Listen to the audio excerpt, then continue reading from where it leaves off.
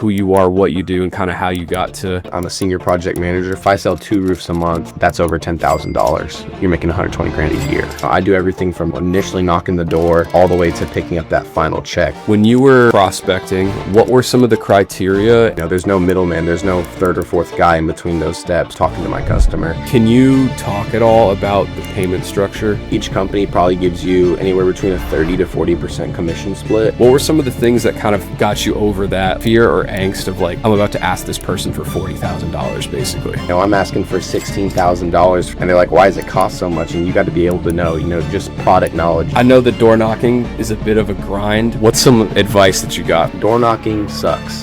You kind of have to lie to yourself and tell yourself, these people have been waiting for me to come to their door. Like, you'll also find people who knock on their door and they are holding the gun right on their hip and they're like, what do you want? And I'm like, not what you think. Do you have any tips? The younger you are, the better it is to get into an industry like this. Logan, welcome to the podcast, my dude. For people that are tuning in, can you give everyone just kind of the quick, brief history lesson on like who you are, what you do, and kind of how you got to be in the position that you're at now? For sure, yeah. My name's Logan Schepper. I work for a roofing company here in Austin, Texas. I'm a senior project manager for them. How I got this job, and I love to tell this story, is out of high school. I graduated in 2024. So out of high school, I was working at this car wash, selling car wash memberships. And every week my paycheck would be similar to, within $100, the same pretty much. We'd make commission off the memberships that we'd sell, but every week the money I'd make would just go straight to my bills. So my car insurance, my phone, gas, other necessities. And so, every week I was probably netting $50 to $100 in profit. And I just knew, long term, I couldn't keep doing this. And I didn't go to college. I didn't follow that route. I am in college now, but it's community college, so it's a lot less of a workload than a 4-year university would be. And so, when I was at the car wash, I'd have guys who come in to wash their company trucks all the time, where it was roofing, solar, pest control, other door-to-door sales stuff, asking, have you ever thought about doing it before? And I was like, not really, but I'm not really happy in the position I am right now, and I could use a change. So I went over all 3 of those things and found that roofing was the one I definitely wanted to go with. After that, met with a couple companies that explain their training process, as well as the commission split when you first get there, and then the growth down the road that you can obtain staying with this company long term. That eventually led me to picking the company that I'm with now. And I've been there just over a year now, and I've already been promoted to a senior project manager. So that means while I do have, my roles as a project manager to make sure my customers and all those stuff are completed and my clients are happy, I also got guys under me that I need to teach, how to do the stuff that I've been learning this past year. So yeah, it's pretty much in a nutshell. Cool. When you were kind of prospecting or looking at different opportunities as far as what companies you wanted to, work for, what were some of the criteria and some of the things that you were looking for, and what ultimately was the selling point for you as far as making the choice to go with the company that you ended up with? Yeah, no, all those things, those are definitely important keys to hit on.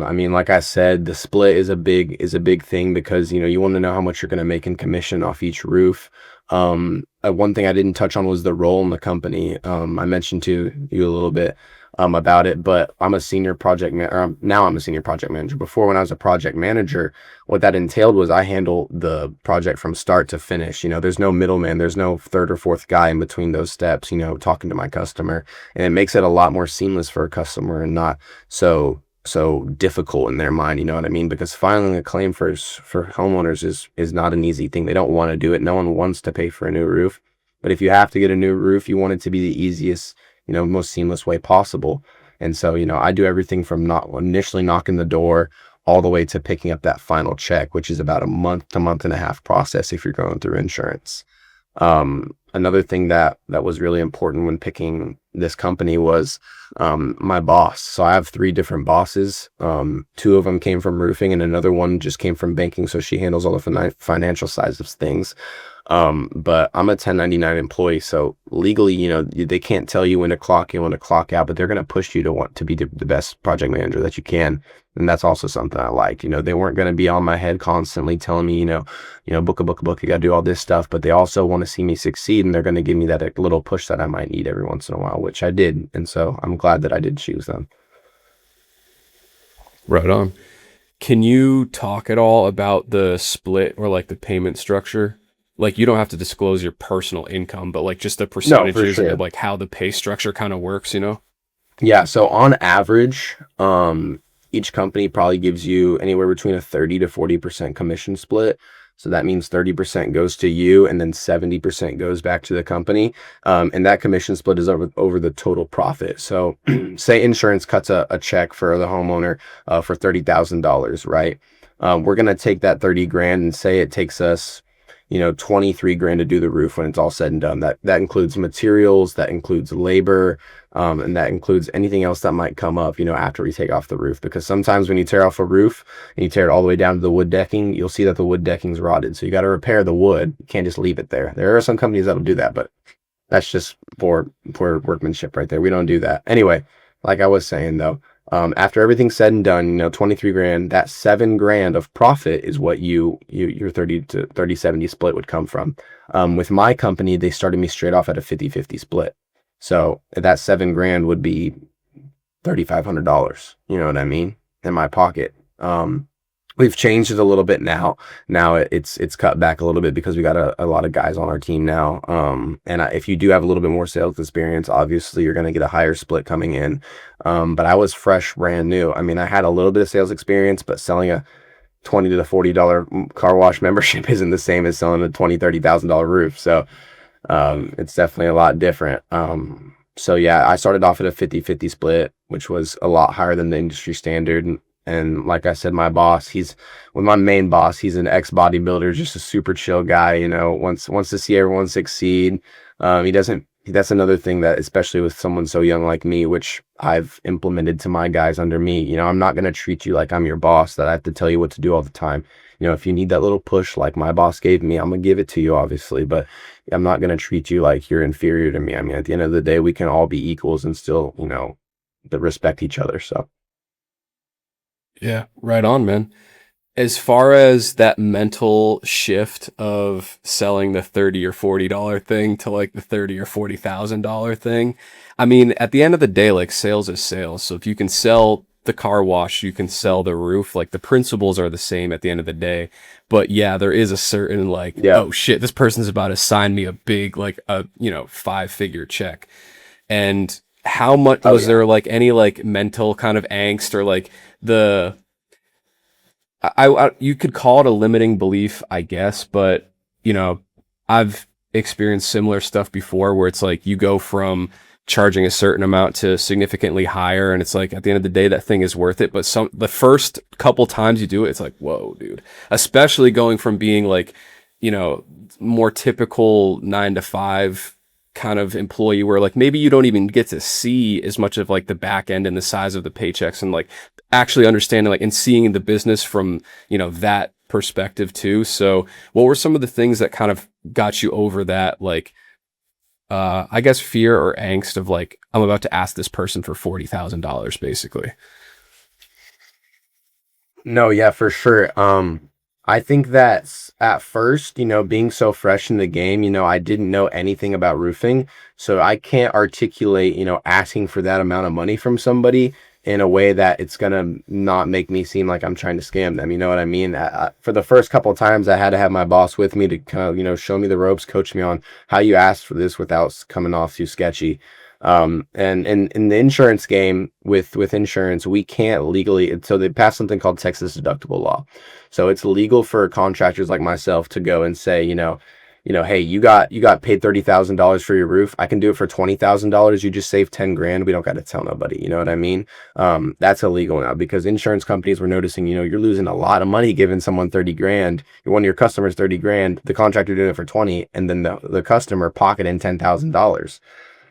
So Mm. legally, as far as insurance goes, they kind of have to give us that full amount, because we have to go off what the insurance says for the scope of work. But as far as retail goes, like if I was going and I just saw an old roof, didn't have a lot of hail damage, just really old, need to be replaced, had leaks. At that point, I'm asking for $16,000 for this roof. And they're like, why does it cost so much? And you got to be able to know, just product knowledge, the breakdown of all how much the shingles are going to cost us, how much the labor is going to cost us, the underlayment, all the different roofing materials. You got to go in detail to make it sound like it's worth it. And it is worth it to the homeowner. When you're using the right materials and you have the right crews and you're doing it by the book, it's worth it. Long term, this is an investment, and it's one of your biggest investments you can ever make on your home. So I guess, really just articulating it to them that, I'm not trying to slight you. I'm not trying to come in and, take advantage of you. I really want to just help you in the best way possible. And, I'm going to lay it out perfectly on everything that we're going to do and why it's worth what it's worth. Sure. Is that probably one of the bigger angles that you would take as far as your sales approach, where it's like, hey, obviously if there's damage or whatever, there's a necessity for it to be done, and it might actually be causing damage internally in the house or externally as well, I suppose. But as far as like maybe there's someone that is on the fence, or like it's not causing an immediate threat or something like that. What are some of the things that or some of the angles that you've noticed have worked well as far as getting a homeowner kind of over the fence, whether it be like the investment in their home or protecting the, insides of their home, stuff like that? What have you noticed is working? No, for sure. When a hailstorm hits a roof, there's damage on the roof. Not every time, but I mean, pictures, that's why we take pictures. Pictures are worth 1,000 words, you know what I mean? And if I can display to them, this is what happens when hail hits your roof. It might not look bad now, but give it 7 or 8 months, especially here in Texas with that heat and the elements and all that stuff, it'll wear all the way down to the bottom part of the shingle. And in their mind, they don't know really what I'm talking about. So I obviously have to kind of, for lack of better words, I have to dumb it down for them and make them understand it. But one thing that, if they're on the fence about it and it needs to get taken care of, one thing you want to tell them is, we want to be proactive about this. You don't want to wait till a leak happens and then replace, your drywall, get new paint and all that stuff in your house. You want to be proactive about it, get the roof done now. That way, none of those things happen. You know what I mean? I've had homeowners who decided to wait all the way till the end of the year, and they were surprised when they got a leak, and they were like, I wish I listened to you sooner, because now I got $3,000 or $4,000 of repairs on my ceiling that I have to take care of on top of this roof. And I'm like, everyone lives and learns for the next time. That's why I tell them, you live and you learn. Next time, if it happens, you'll know how to take care of it responsibly. So, but yeah, that's definitely a big thing. 100%. When you look at hail damage, it doesn't always look like it's that bad, but it can get very bad very quick. Gotcha. Gotcha. You said that you had done everything from like the door knocking, first point of contact with the customer, all the way through project management to like closing things out, wrapping up, and, Yeah. collecting the check. Are you still responsible for that entire process, or how much of your day to day now is spent with like the lead generation side of things versus like fulfilling on stuff that's already closed and just keeping the projects moving? No, yeah. So it's kind of funny. Everyone starts out knocking doors. It's A, the best way to meet people, and it's B, the best way to practice your pitch. So I started knocking doors for my first 7, 8 months, probably. At a certain point, when you're on the tail end of storm season like we are right now, how this works is we had a storm hit in Austin on May 28th. So a homeowner, if they got hit by that storm on May 28th, they have a full year from May 28th to 2025 to decide if they want to file the claim or not. So we're kind of getting close to that deadline. For a lot of people, they've probably already got the roof taken care of. And if they haven't, we need to figure out why. Are they scared to file the claim? Do they not think they have any damage? So door knocking isn't as effective right now. So what I've been doing for the past couple months, probably since November, is I've been networking a lot, meeting a lot of people who can help benefit my business and I can help benefit theirs. Big people who I love to meet is realtors, anywhere in Austin or outside of Austin, like, Pflugerville, Georgetown, on the outskirts kind of Austin. I love to meet those realtors. That way I can help them. And then people who sell insurance, anyone who works for, like a Goosehead agency or something like that. Those people are very important, and I love to work with them a lot. But yeah, that's what I've kind of been doing most recently, going to networking events, meeting people, trying to make sure everybody knows that I do roofing. That way, long term, I might never have to knock a door again. I'll just have people come straight to me for all that fun stuff. Yeah. Absolutely. And I mean, that's probably, as I'm sure you've experienced, like it's a little bit more, maybe not a layup, but those sales typically are a little easier if they're coming from a referral.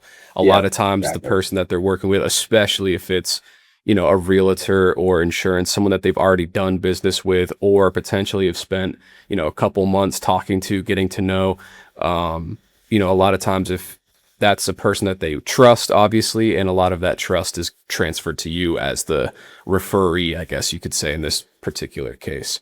Yeah. I did see that on your Instagram too, talking about networking, getting out there with the real estate agents and stuff like that. Hmm. Obviously, as a marketing guy, the thing that we push a lot to is like, join your local chamber of commerce, hit up all Yeah. of your competitors, even if it's in the same industry. Like it might not seem, it seems counterintuitive, but at the end of the day, like those people might have projects um, that they don't want or outside their service area, or they get calls they just can't handle. And then cross referencing too. So going to like the plumbing guy or the HVAC guy or the landscaper or like any other person that has, contact with homeowners and stuff like that. And if they see a Exactly. roof that's got damage or whatever, they can point that out, be like, hey, and we noticed this. Here's our guy, and then they can call you up and be like, hey, man, give this person a ring and tell them that we sent you, So For sure. definitely it's one of those things where you don't quite get to measure the full impact of it right away. But over time, the compounding of it, and like you said, eventually it gets to a point where you have so many of those inbound calls where it's like, wow, we're actually getting more from this than the door knocking side of things, which is, for you probably pretty sweet too. Yeah, for Um, sure. I know the door knocking is a bit of a grind. Oh What's yeah. kind of like the easiest way that you can like push through that, and like what are some of the things you've had to tell yourself on those hard days? Because bro, I've done that. I've done shit tons of cold calling, stuff like that. Like it's Yeah. brutal, bro.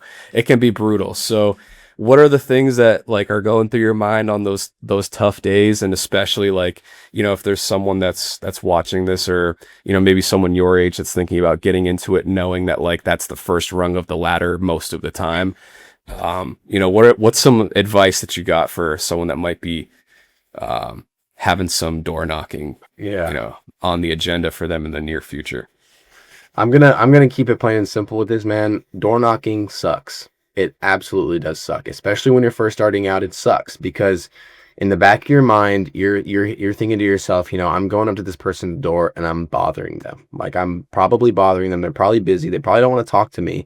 But honestly, when you think all that stuff, it's such a negative mindset that there's no opportunity for growth. You kind of have to lie to yourself and tell yourself when you're door knocking, like these people have been waiting for me to come to their door, like they want me to be here. And in some scenarios, they do. I've knocked on doors where people were genuinely told me, like, thank you for stopping by. Like I've been trying to find somebody to help me do this. And then you'll also find people who you knock on their door and they are holding the gun right on their hip and they're like, "What do you want?" And I'm like, "Not what you think. I'm just here to give you a free Yeah. inspection." Yeah, you know what I mean? So it's definitely like I said, it sucks, but it's the best way to meet people who are qualified for the work that you're trying to give, and it's definitely rewarding when you find someone who's appreciative of your service. And you're also going to find people where you kind of got to work for that inspection. You kind of got to work for that deal. You know what I mean? Like they might not want you to get up there at first, but then you hand them your card. You're like, hey, I can come back at a better time, and you might come back at a better. It's just every client is a little bit different. And with that being said, I don't think anyone should not ever door knock. If you're first starting out, you want to get better at your pitch. You want to get better at handling objections. If someone asks you what material you use for your roof, what shingles, and you don't know, you're like, damn, I didn't even think of that. You go ask, if they're my guy, they'll come ask me about it, or they'll go ask my boss about it. And, it definitely gives them reps and knowledge on stuff that they might not have thought about. I learned a lot about my company from door knocking because I didn't know 7 or 8 questions that people were asking me. And I was like, these are need to knows. And I just didn't think about that stuff till someone genuinely asked me. So I think Yeah. there's a lot of growth to be had in door knocking, but it's not a long-term need. I know people who love to door knock, I'm not personally one of them. Then again, if a storm came and hit next week, I'm going to go out and door knock because it's the best way to meet people. The connections I've been making networking, they're going to, flow some leads in, but I gotta stay busy on both ends. You know what I mean? Not everything's going to be a sale. So Yeah.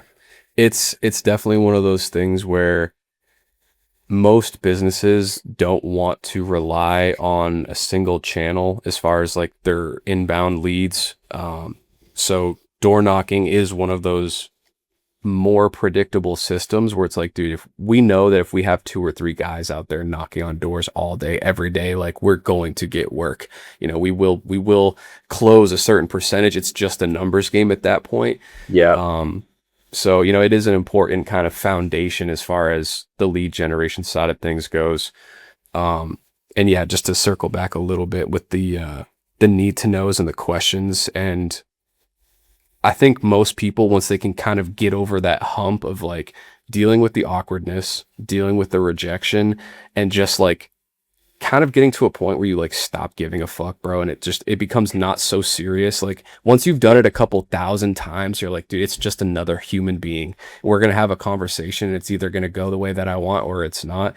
And I think, like you said, most people would be surprised how quick the learning curve, like how you could actually get pretty decent at it, because in those moments of pure awkwardness and like, the oh shit, I don't know what to say at this part, like it will motivate you very highly to go learn the things that you need to say in that moment, or the product knowledge or the info that you should have said in that thing, because you want to avoid doing that again at all costs. Like yeah. it's brutal when you're in that like buffering moment. It's like Deer in the fuck, I headlight moment. definitely- Yeah, yeah, literally. yeah, Those ones yeah, suck those are because then they brutal. don't trust you because they don't think you're knowledgeable, and then the door slowly starts shutting, and you're like trying to save Yeah, yourself. But I mean, like I said, it's growth. You're gonna think about that question the next time. You're not gonna let that happen to you. You know what I mean? I had one lady ask me, and I was pretty much like hard set, like she was gonna let me get up on the roof, and she asked me, she goes, "How many years have y'all been in business?" And I was like, we haven't been in business, too long, but we are qualified. And she didn't like that at all. And she was like, yeah, let me get your card. She hit me with this. Let me get your card and then I'll call you. I was like, yeah, she's not gonna. And that's something where I needed to know. I was like, I need to figure, because we haven't been in business that long. It's been almost 2 years now. But the way I talked about that now is, we've been in business for almost 2 years now. We've accomplished a lot in those 2 years, and I have three owners, and two of them came from roofing. They've been in roofing for almost a decade each, and both of them, realized one day, we can do this ourselves, and they took the risk and started their own business, and it's been flourishing ever since.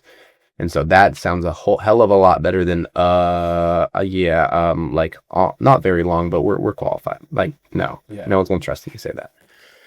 yeah. Do you have any tips for objection handling?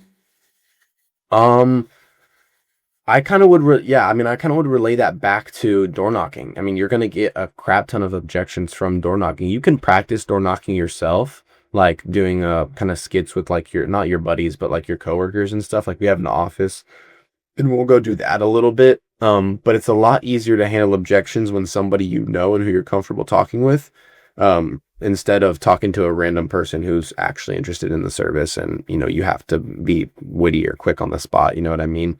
I always tell people, in the first 10, 15 seconds, the first thing you want to talk about is anything but the roof. If you're walking up to their house and they have a flag of like the Army, Navy, Marines, or they have like a Houston Texans flag, or just anything that you can semi quasi relate to.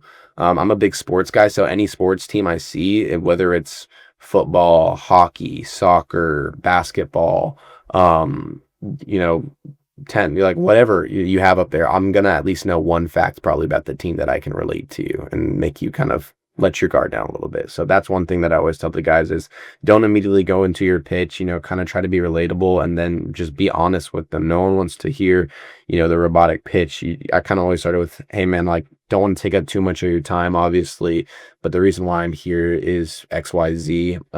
Your neighbor, I don't like to use the neighbor down the road. I like to use the neighbor, either it's next door or if it's in the cul-de-sac, because they're not going to know Betty Lou from 3 streets down across the Hmm. highway. You know what I mean? And it's just it makes you sound like every other guy. You'll be like, hey, your neighbor Chris over here, like he called me out. I'm really good friends with the son. We played, AAU basketball together. I now do roofing. Went up on his roof. He had me up there and saw there was quite a bit of hail damage up there. He told me to swing on over here, to see if you wanted to get yours looked at while I was here. It's free, complimentary. I'm not going to charge you anything. There's no obligations. Just trying to earn some business out here and help my local neighbors. And when come across when you come across as genuine and not trying to be so salesy, like you'll get way more leads than if you practice a salesy pitch. You just want to be Yeah. human at the end of the day, because that's exactly what you are. Yeah. And I think what you just like, even though you're like kind of just like going through it in your head and saying it out loud now, like even the tonality is really good where it's like, I'm just a chill human being, just having a conversation. Like, what's up? Hey, like, get the guy over here. It's very like neutral and chill. And like you said, just a regular ass dude just walking up to you and having a conversation. And then, Yeah. yeah, establishing the common ground as quickly as possible, like the sports or flag or whatever. It's like, yeah, just however you can like open the door and just like break the ice, diffuse the tension, and like, okay, he's a sales guy, but at least he's a cool sales guy. Yeah. He's not like the Something's douchey one that's just chasing the sale. He's just like, call me if you like it. And even if there's another thing to be said, which I wanted to hit on. No soliciting signs. I will never knock a no soliciting sign. It's an easy way to get yelled at. Actually, I take that back. I'll knock a no soliciting sign if it's the first day after the storm, because I've run into a bunch of people who were looking for service the first day after the storm. If it's like a week, 2 weeks after the storm, they've been knocked so many times, and they have that no soliciting sign for a reason, so they don't want to be knocked. So I personally don't knock no soliciting signs. I know guys with other companies that do, and they get yelled at a crap ton, but every once in a while they get a sale out of it. So I mean, it might be worth it, but for my sake, I do not knock no soliciting signs. Is there anything with door knocking compliance wise that you guys need to be aware of, like with the no soliciting thing? Like, is there any enforcement of that, or is there other rules or stuff about that that's important to know, I mean, or is it kind of like fair game as long as you know it's no can't go to soliciting like sign. Like, they don't want you there, to be honest. But if you knock it, they're not gonna. They might call the cops and have them ask you to leave, but you're not doing anything. The one you gotta watch out for is the no trespassing. If they have a no trespassing sign, you don't want to go up there at all. Usually they're the guys that will come to the door with a gun if they're not expecting you. And, it says no trespassing. So you're then trespassing by being there trying to solicit. So there is some counties and some neighborhoods where, you have to have a solicitor's permit to go in there. And those ones, if you knock and you don't have the permit, they might try to, not arrest you, but fine you or something like that. You just got to leave at that point. If you don't have a permit to be there, you might as well not be there. They'd probably have a guy, especially in the nice, smaller 20, 30 home neighborhoods. Everyone in that neighborhood's probably super well connected and already has a guy. It might not hurt if you have a permit, but if you don't, it's not worth the risk to go in there. right, right. So after door knocking, lead gen stuff, actually, we'll touch on that real quick. Other than door knocking, do you guys run any other marketing channels or have like inbound stuff as well? Or is that your kind of primary bread and butter source for getting new customers? Or do you guys have other stuff going on too? Yeah, so we kind of run Facebook and like meta ads as well for all of our stuff. Right now, I can't give too much detail on it, but we are working with a guy who is building a database for lead gen for us. And it's going to be pretty cool. We're kind of working with him to start his own lead gen. So we're going to get a percent in his whole company and do all that fun stuff. And we're kind of funding it a little bit for him. So he's going to start giving us some leads, hopefully, or pretty soon. We've been working on it for a couple months now, and it's looking pretty promising. So yeah. Cool. Right on. So after that step where it's like the customer reaches out to you guys or you do the door knock, you do the inspection, set up a time to do another consultation, or they know that it's going to get repaired, price, all good. What's kind of like the next step or the next piece of your role as like the general manager? Like what happens after that and what are you kind of responsible for the next piece of that process? So let's go through the whole process first. So I knock on the door, get the inspection, right? After I get the inspection, I'm up there taking a bunch of photos of everything I see. If there is hail damage, I come back down and I'm showing the homeowner everything, explaining in detail what I'm seeing. Obviously, I'm going to send all these pictures over to them in something called an inspection report. After I show them all the pictures, and if there's enough damage, I'll recommend them filing a claim. If they want to, and if we can, I'll help them file a claim right then on the spot. Call their insurance with them, hop on the phone with them, and just kind of, walk them through. Because for a lot of people who have never filed a claim before, they don't know what to do. So they don't know how that process is going to go. And it's pretty simple, honestly. It takes about 10-15 minutes to file a claim with your insurance. After that point, I might door knock a little bit more, but let's say I'm not. I just go straight home after that, eat dinner.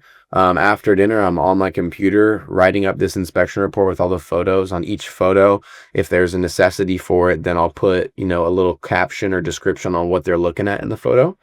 After that, I'll send it out to them. Then let's say 2-3 days later, they file the claim.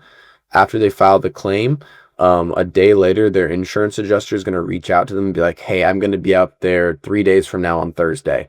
And then I'm like, hey, let me know. There's another thing I tell them when they file the claim, let me know when the insurance adjuster is going to be out there. That way I can walk side by side with him and point out any damage he might miss. At the end of the day, he works for the insurance. He doesn't work for you. He's not like me. He's not, I mean, he's looking out for your best interest, but also at the end of the day, they inherently just miss stuff.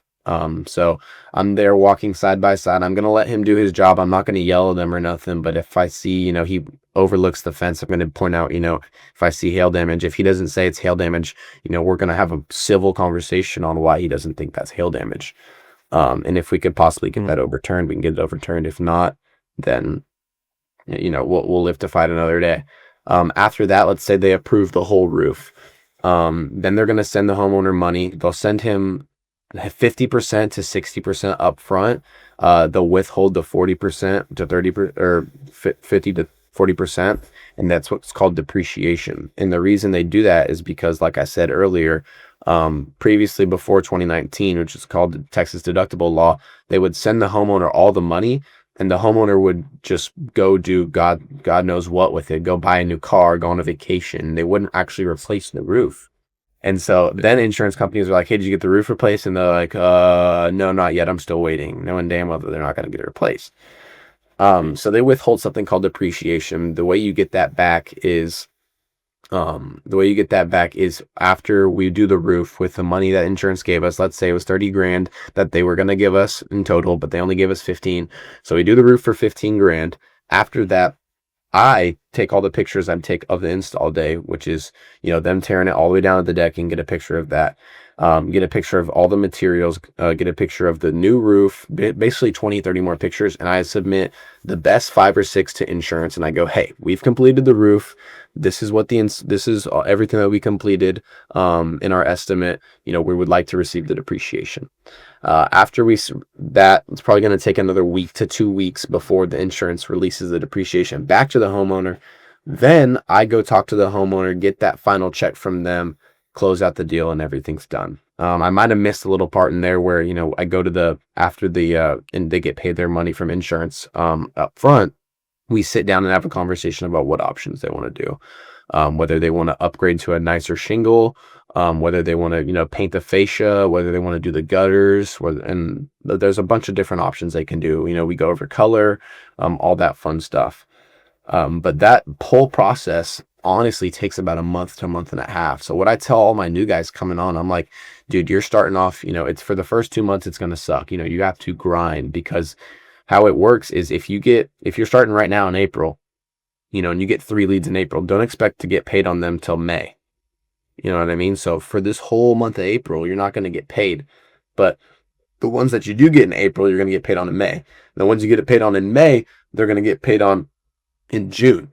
So you will always have, something that you're going to be doing, for at least, or a job that's going to be rolling in, for at least the second month that you're hired, and that's if you're, going out knocking every day, getting leads, making sure that you're doing what you need to do. But you will never not be busy unless you take off 2-3 weeks. And then, the next month you're not going to have anything, in your pipeline, because you weren't actively getting new leads. So Right. That's what I kind of tell my guys. Gotcha. Yeah, I can see how that would be enough to deter the people that aren't even, good fits or aren't really about it. Cause it's like that first couple weeks are going to be the brutal learning curve where you're not really closing a ton anyway. So it's like you Hmm. really got to stick it through and you got to believe in yourself and you got to be committed, for the long run if you want to Yeah. get to the payday where it's like once it's worth it, it's worth it. And like you said, Oh once yeah. you get the ball rolling and like, I do sales for our business as well. So it's like sometimes, bro, like I'm just on a streak. You know what I Oh mean? yeah. I might have a little dry spell and then it'll be like 3 or 4, days or weeks or whatever in a row where it's just like, dude, we're on fire, we're closing everything. And it's like and then that like, all right, I got some payday coming. I gotta wait a month or two to see these checks, but like, we had a good month. So you just gotta like Oh yeah. grind it out and get through to like that first good month where you're like, oh yeah, I got this. You got to be able to see the light at the end of the tunnel of like, okay, Exactly. it's this will pay out and it's worth. Yeah. Um, And I mean, that's only for like the insurance side of it. Like if you're doing like a cash bid for somebody, they pay you 50% the day before, 50% the day it's done, and then the next day you get paid. So those ones take like a week if that. But usually you're not going to get those cash deals for a while until you got a couple insurance ones under your belt and you start meeting people who might not have home insurance, which is super scary. I don't know why anyone would not do that, but you meet some of those people who don't have home insurance, or you just, like I said, meet people who don't have hail damage. They just have a super old roof that's starting to leak. So, if they get, or if they get, repair bids done, like, replace a couple shingles, those will pay out a couple $100, to your pocket, but it's not the big ticket ones that you're chasing with insurance. right, right. Other than that, so after the door knocking, after the insurance filing, and all that stuff is kind of worked out, what's some of the responsibility that you carry into the actual like service delivery, like the roof is getting put on the house? Are you So, involved in yeah. that as well, or? So making sure materials are ordered the day before the materials or the install day, the materials will get dropped off in their driveway. You want to make sure you're talking to your homeowner, let me know when they get there. I'm going to go by, do a material check. That it never really happens where they give you like the wrong color for shingles, but you always want to do your due diligence and make sure that you have everything. Sometimes you might miss 2 or 3 pipe boots, and on install day you don't want to have to drive all the way because I had an install in Cedar Park. I don't know if you're familiar with the Austin area, but I had one in Cedar Not Park, super which is, familiar, but so Cedar Park's in like northwest Austin, and Georgetown, where we get our supplies, is in northeast Austin, and they're about 30 to 40 minutes away from each other. So you don't want to have to drive 30 minutes to go get something that costs $40, and then drive 30 minutes back just to drop it off.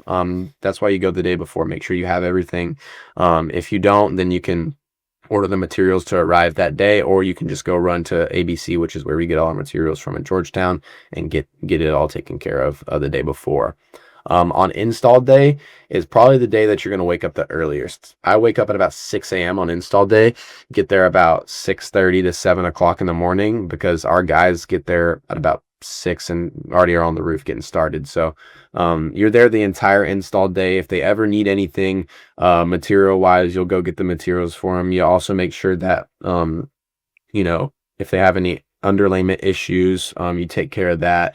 You're basically managing the whole project on install day, making sure everything's going good, making sure the homeowner knows, don't park any of your cars in the garage because we're putting the materials right in your driveway. You won't be able to get it out. And a bunch of other, stuff that just you'll gain knowledge of by having a couple installs or watching a couple installs. Your install days are your longest days. They go from about 6 a.m. all the way to about 8, 7 o'clock at night. You know what I mean? So that's a full day's worth of work. And I mean, you're up, and I mean, you're driving everywhere. You're on the roof taking pictures. I've been learning a little bit of Spanish. That way I can talk to the guys a little bit better. But I mean, our guys are the funniest dudes ever, man. They're just there to have a good time. They're vibing on the roof. We're playing music. We're laughing. I mean, I mean, for lack of better words, I love to say they're hardworking kids, man. They just like to have fun, dude. So install days, while it might sound like it's your longest day, they're some of the most fun days as well. That's for sure. right on, right on. So it sounds like you have like a lot of responsibility and like you do handle a lot, you know, especially being like basically the, you know, if you want to call it customer liaison or, you know, kind of point of contact from literally A to Z. Hmm. What are some of the things that you need from the business owner to like give you the freedom and like the responsibility to do your job well? You can create those ideas into actual content. You know what I mean? And it'll, the sky's the limit with all that stuff. I try to post twice a month. I need to get better at it. Try to post maybe 3, 4 times a month to get more videos out. The problem I'm running into is I just want to post quality over quantity. I want to make sure the videos that I'm doing are good videos. I just don't want to post stuff just to post stuff. But also, you have to realize, don't be so hard on yourself. You might have a video that you think is really good, that you thought was really good and it didn't come out well, and just post it. You know what I mean? See how what engagement it gets. I had one that I didn't really like, but I was like, man, I spent a lot of time on this, a lot of effort. Let's just post it on TikTok, and it got like 7,000 views and like 1,300 likes and a couple followers. I was like, man, I got my return on investment on that one. Like, I need to stop being so hard on myself. Yeah. Yeah, TikTok is magical in that sense. Like Hmm. the lowest effort videos always do the best, dude. It's Yep.